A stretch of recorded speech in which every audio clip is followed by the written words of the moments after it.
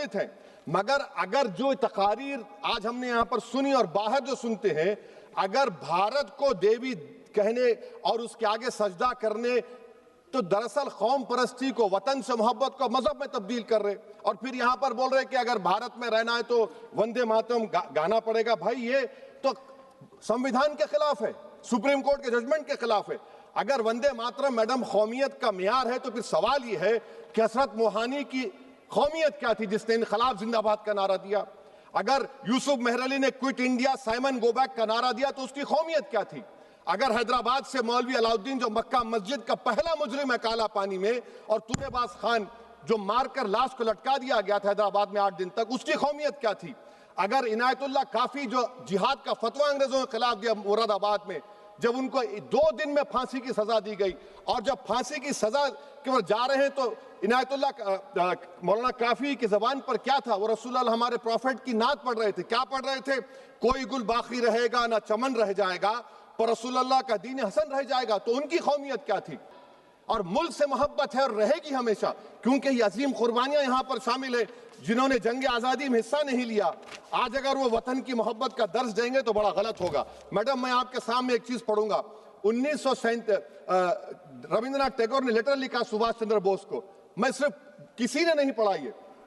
क्या कहा टैगोर साहब ने? But parliament is a place of union for all religious groups and there the song cannot be appropriate. When Bengali Muslims show sign of stubborn fanatism, we regard it intolerable. When we too copy them and make unreasonable demands, it will be self-defeating. ये मैं इसको ले करूंगा madam, आप देख लीजिए। फिर दूसरी तरफ मैडम आप आ जाइए, मैं यहाँ पर बैठकर, हाँ, जितने तकारीर यहाँ पर हुए सब जनगण मन पर तनकीद किए, तो मैडम मुझे ये कहना पड़ेगा कि जनगण मन पर आप लोग इतनी तकलीफ क्यों उठा रहे हैं? आखिर इतनी तकलीफ क्यों है? तो मैं जब जाकर देखा तो मुझे 28 दिसंबर का ऑर्गेनाइजर मैगजीन का आर्टिकल मिला, जिसमें ऑर्गेनाइजर लिखता है कि what is the moral sanction behind government choice of Janagana Mana, except that it can be made an item of entertainment at the sumptuous parties thrown by government officials. आप बताइए, इसका बोलेंगे आप? और फिर उसके काइंड कैसा करते हैं? It will mean we can not love our motherhood.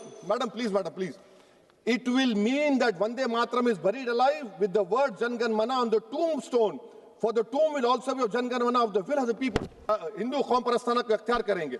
मुझे वतन से बेइंतहा मोहब्बत है मैडम, और इंशाल्लाह हमेशा रहेगी, मगर बावजूद इसके कि मेरी मस्जिद, मेरी इबादत गाह, मेरे कपड़े, मेरे कारोबार पर हमले होते, मगर मैं फिर भी कहता हूं कि वतन मेरा, हर वतन को हम छोड़कर नहीं जाएंगे।